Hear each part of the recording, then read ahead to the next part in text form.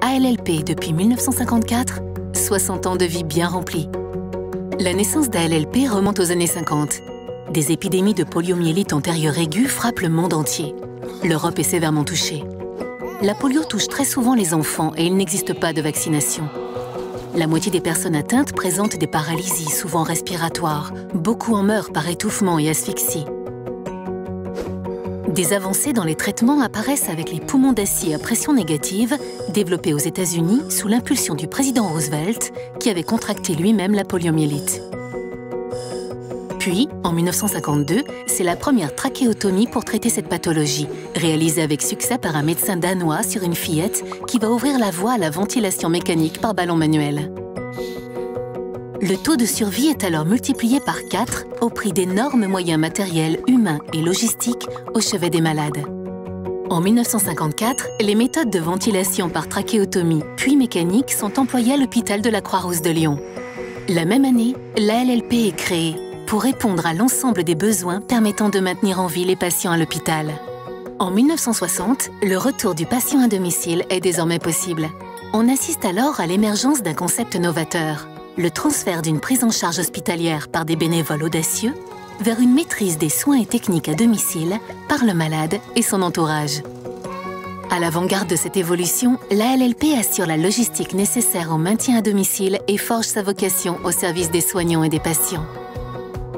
Les années 70 consacrent l'application de ce nouveau concept et son déploiement sur d'autres pathologies et techniques. Le 1er septembre 1967, l'ALLP se voit accorder son premier financement par la Sécurité sociale, inspirant d'autres structures associatives similaires en France. Forte de cette reconnaissance, l'association innove sur le terrain.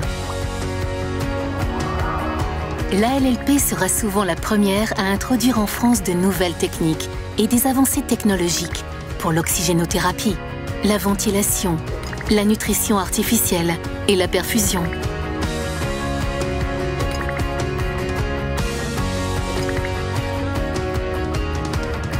Des actions institutionnelles au niveau national et international. La formation professionnelle continue.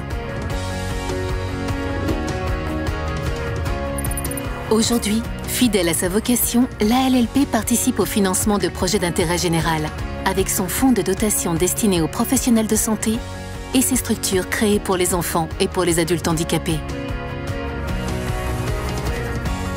Son ancrage local fort a permis un essaimage des savoir-faire et des partenariats de compétences.